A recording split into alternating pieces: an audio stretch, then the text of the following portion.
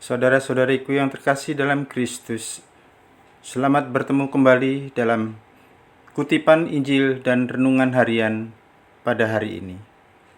Salam sejahtera buat saudara-saudari semua dimanapun Anda berada.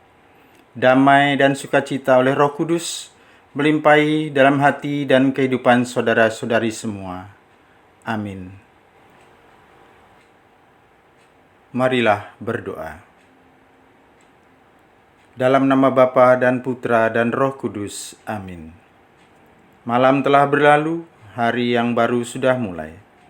Berkat kebaikan-Mu ya Bapa, kami boleh menikmati hari yang baru ini. Tubuh kami merasa sehat walafiat, jiwa kami merasa penuh semangat. Berkatilah kami pada hari ini, berkatilah dan dampingilah juga ya Allah, orang yang tak dapat bangun karena sakit, atau yang bangun tanpa semangat karena jiwanya tertekan oleh kesedihan atau keputusasaan. Hadirlah semua orang yang tubuhnya lemah dan jiwanya merana. Sudilah mengilhamkan pikiran-pikiran yang baik kepada semua putra-putrimu, demi Kristus Tuhan dan pengantara kami. Amin. Bacaan pertama dikutip dari surat pertama Rasul Paulus kepada jemaat di Tesalonika, bab 2 ayat 9 sampai ayat 13.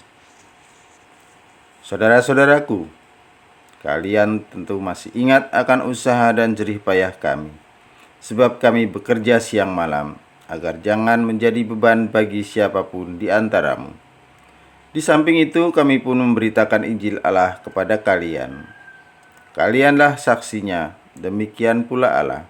Betapa saleh, adil, dan tak bercacatnya kami berlaku di antara kalian yang telah menjadi percaya. Kalian tahu betapa kami telah menasihati kalian dan menguatkan hatimu masing-masing, seperti seorang bapa terhadap anak-anaknya. Dan betapa kami telah meminta dengan sangat agar kalian hidup sesuai dengan kehendak Allah yang memanggil kalian ke dalam kerajaan dan kemuliaannya. Karena itulah kami tak putus-putusnya mengucap syukur kepada Allah, sebab kalian telah menerima sabda Allah yang kami beritakan itu. Pemberitaan kami itu telah kalian terima bukan sebagai kata-kata manusia, melainkan sebagai sabda Allah. Sebab memang demikian, dan sabda Allah itu bekerja giat dalam diri kalian yang percaya. Demikianlah sabda Tuhan. Syukur kepada Allah. Mazmur tanggapan. Tuhan, Engkau menyelidiki dan mengenal aku. Refrain. Tuhan, Engkau menyelidiki dan mengenal aku. Kemana aku dapat pergi menjauhi Roh-Mu? Kemana aku dapat lari dari hadapan-Mu? Jika aku mendaki langit, Engkau ada di sana. Jika aku menaruh tempat tidur di dunia orang mati, Engkau pun ada di situ. Refrain. Tuhan, Engkau menyelidiki dan mengenal aku. Jika aku terbang dengan sayap fajar dan membuat kediaman di ujung laut, di sana pun tangan-Mu akan menuntun aku, dan tangan kanan-Mu memegang aku. Refrain. Tuhan, Engkau menyelidiki dan mengenal aku. Jika aku berkata, biarlah kegelapan melingkupi aku, dan terang sekelilingku menjadi malam, maka kegelapan pun tidak menggelapkan bagimu. Refrain. Tuhan, Engkau menyelidiki dan mengenal aku. Haleluya, haleluya. Sempurnalah cinta Allah dalam hati orang yang mendengarkan sabda Kristus. Haleluya, haleluya. Semoga Tuhan beserta kita sekarang dan selama-lamanya. Inilah Injil suci menurut Matius bab 23 ayat 27 sampai ayat 32. Dimuliakanlah Tuhan.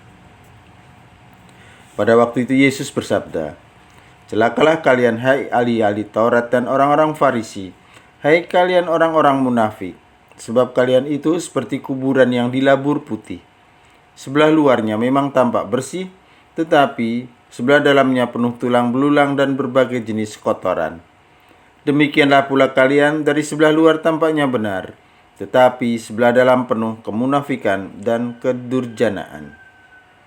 Celakalah kalian, hai ahli-ahli Taurat dan orang-orang Farisi, hai kalian orang-orang munafik. Kalian membangun makam bagi nabi-nabi dan memperindah tugu peringatan bagi orang-orang saleh. Dan sementara itu kalian berkata, Seandainya kami hidup pada zaman nenek moyang kita, tentulah kami tidak ikut membunuh para nabi. Tetapi dengan demikian kalian bersaksi melawan dirimu sendiri bahwa kalian keturunan pembunuh nabi-nabi itu. Jadi penuhilah takaran para leluhurmu. Demikianlah sabda Tuhan. Terpujilah Kristus. Saudara yang terkasih dalam Kristus, kritikan Yesus pada Injil hari ini pada orang-orang penting dan besar dalam zamannya adalah juga kritikan untuk kita semua.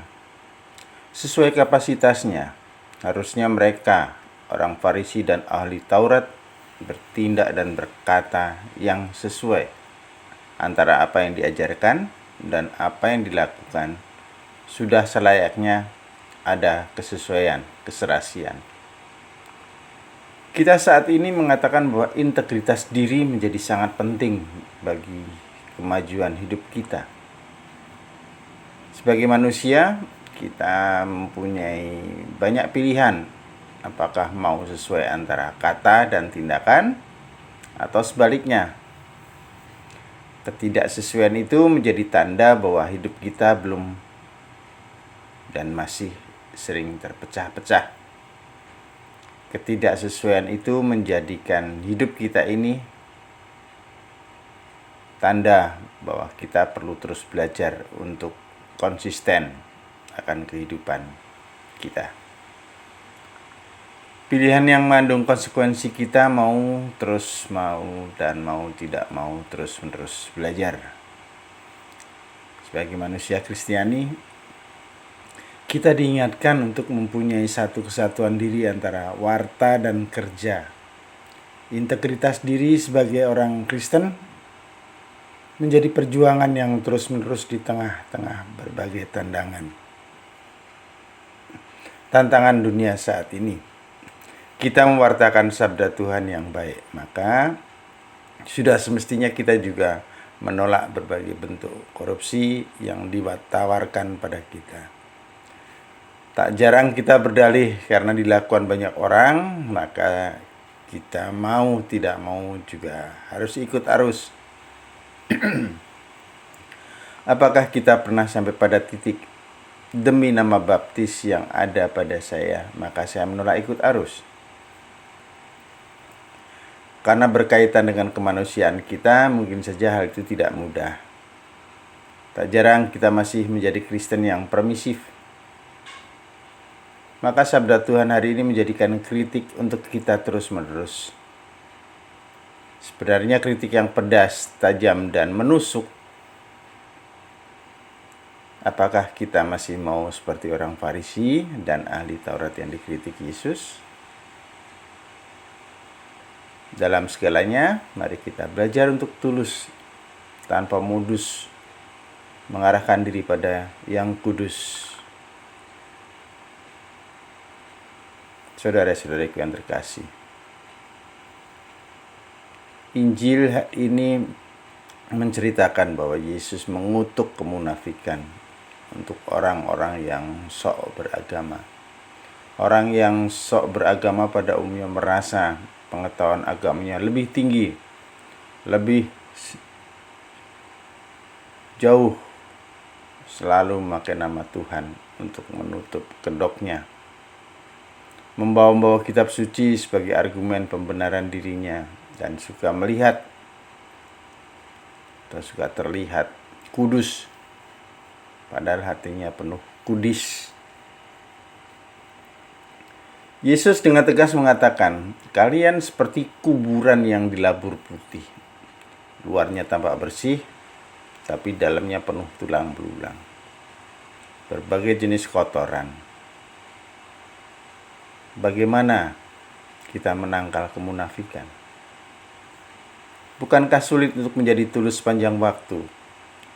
Dalam tradisi spiritual Kristen ada yang disebut pemeriksaan batin. Ingatlah kita akan Mazmur hari ini. Tuhan, Engkau menyelidiki dan mengenal aku. Metode ini memerlukan keheningan dan kerendahan hati. Kita meminta bantuan Roh Kudus untuk menyelidiki setiap motivasi dari setiap apa yang kita ucapkan dan apa yang kita lakukan. Setelah kita sungguh-sungguh mengetahui setiap apa yang kita lakukan, kita bersyukur untuk segala hal baik yang telah terjadi dan mohon rahmat pengampunan untuk bisa lebih baik lagi dalam hidup selanjutnya. Kemudian bercakap-cakap dengan Yesus mengenai hidup kita selama hari ini. Hal ini biasa dilakukan di luar kegiatan sehari-hari dengan menyisihkan waktu singkat saja, antara 10 sampai 15 menit. Tetap semangat, selamat berkarya, sehat dan bahagia selalu. Tuhan memberkati. Amin. Kemuliaan kepada Bapa dan Putra dan Roh Kudus, seperti pada permulaan, sekarang, selalu, dan sepanjang segala abad. Amin. Dalam nama Bapa dan Putra dan Roh Kudus. Amin.